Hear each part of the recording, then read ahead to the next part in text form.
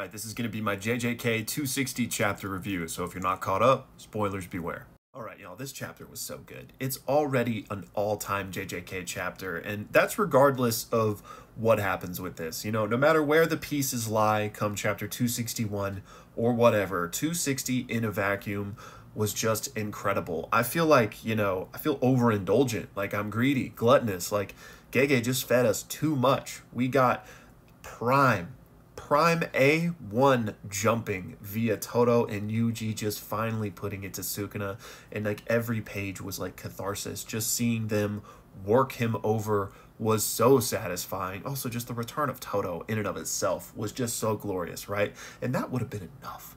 That would have been enough for me. I would have, you know, went home well fed, slept beautifully, but no, Gege said, here's a little bit more. How about some dessert?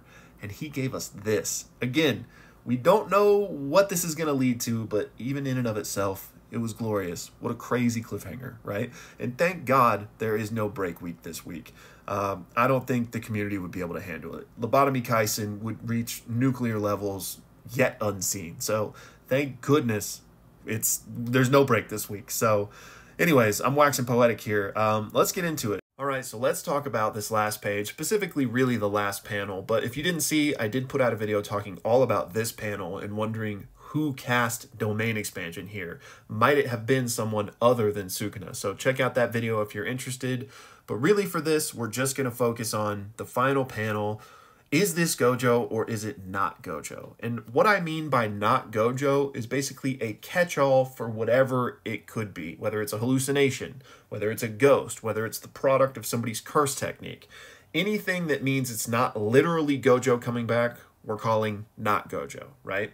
And at this point, it's impossible to tell. Unfortunately, for those of you coming for your daily dose of cope, I can't give you any hard confirmation that this is truly the blue-eyed honored one returned to the flesh, because we're going to have to wait and see. Gege intentionally left this pretty vague, but what I'll say is all of the evidence leading up to this, of which I've made several videos on, points to Gojo coming back. So the fact that he is showing up here would lead me to believe that it's more likely actually Gojo than it is not Gojo. However, there's a couple of things that make that iffy. The fact that, you know, just came up out of nowhere with Sukuna seemingly being the only one to see him, but maybe not. Like maybe that's just all we're privy to right now. And then of course the word ghost, but people are putting way too much emphasis on that. Ghost could mean a million things here. People are taking it to literally mean ghost, like an otherworldly apparition, which could it be? Sure, but people use the term ghost colloquially all the time. Like you've seen it in a million movies, right? When the bad guy thinks he beats the good guy, but then in the final scene, he busts through the door and they say, oh, look like you've seen a ghost, because it's like, haha, I'm not dead, right? So that could easily be the context that's being used here. And there's actually a few like deeper analyses about that word that are interesting as well. The strongest's ghost. The word Gojo, or the name Gojo, isn't thrown here, which is really interesting, especially considering the thematic and narrative evidence I've pointed to in the past for why Gojo might come back, to figure out his true identity, right? Are you the strongest because you're Gojo, or are you Gojo because you're the strongest?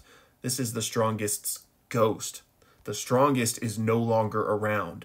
It's just Gojo now. So that would be hype as hell, right? But I don't know that that's the interpretation we're supposed to take away. This is why we're going to have to wait till next week to get the full confirmation. But again, just the mountain of evidence leading up to this makes me think it's Gojo. But it's certainly possible for it to be not Gojo. I don't know. I can't say anything with confidence, but I would still lean this is actually Gojo.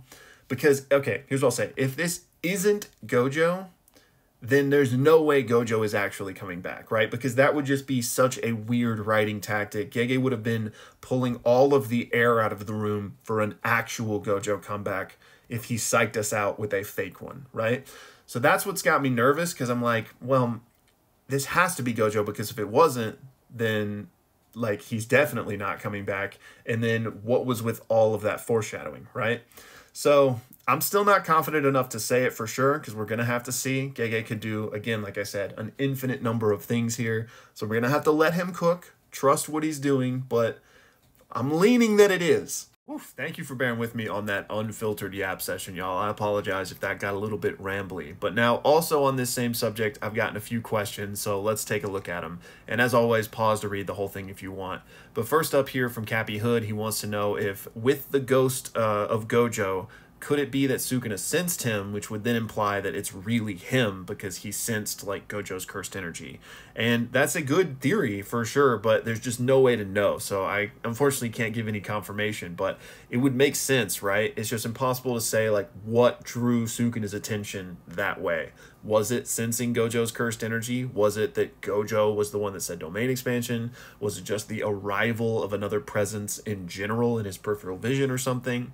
Hard to say. We're going to have to wait for 261. Next up, we got this one from A Small White Child. Amazing name, by the way. I'm going to move out of the way. Y'all pause to read. But the TLDR down here is, what if Ui Ui pulled the same thing that the old lady and her grandson did with Toji's body in the seance technique, but with Gojo via binding vows and his technique?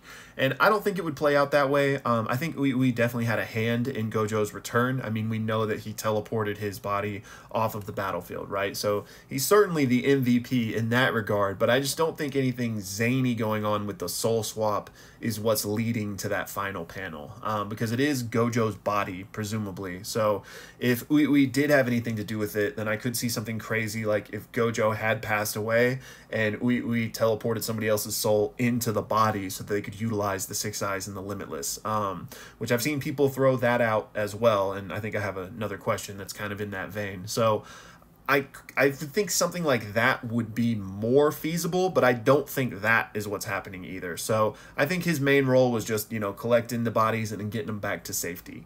All right, next in that vein I alluded to, we have these questions from Zach and Michael, who wanted to know if Yuta could have copied Kenny's curse technique and be in Gojo's body, and if Yuta and Gojo could have swapped eyes and Yuta copied the Limitless. I think I've talked about both of these possibilities in previous videos. I do think it's possible Yuta could have copied Kenjaku's technique, but given that possibility I just talked about with Ui Ui, he wouldn't really need to, because if they did have both of their bodies right there and the bodies were able to be healed, then Ui Ui could have just soul swapped Yuta into Gojo's body. Now, I don't think that's what happened, but it's technically possible, right?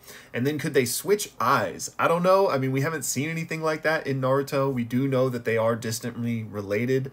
So maybe Akotsu could theoretically hold the Six Eyes, but I don't really see the story going that way. I think that final panel is Gojo, like it's supposed to be Gojo, and I don't expect there to be some weird twist with it actually being somebody else. It's just more of a question on, is it actually Gojo or is it like a hallucination or something like that?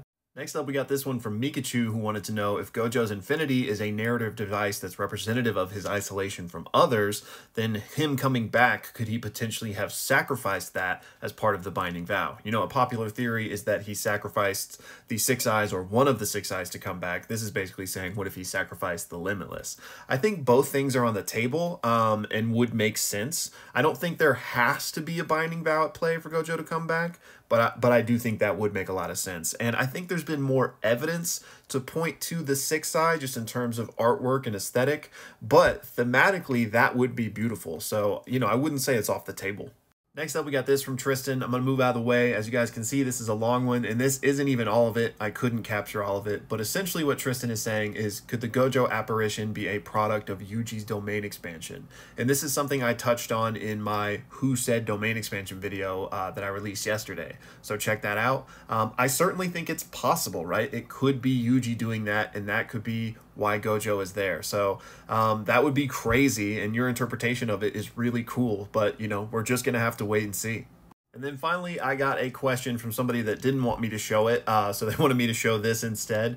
But essentially what they're talking about is open domains and whether you have to truly understand yourself to be able to do one. And that's perhaps why we never saw Gojo do one. And that could be what's happening at the end of this chapter in that final panel. Maybe Gojo is the one saying domain expansion, and he has opened up a new evolved version of a limited void that can only target Sukuna and, you know, spare Yuji and Todo. So I really love this thematic interpretation. I don't know if it would be like a literal necessity in universe to like have a good understanding of yourself to do it. I think it's just a skillful thing with jujutsu. But again, thematically, I'd love it because it would explain that Gojo does understand himself now, and that's why he's evolved.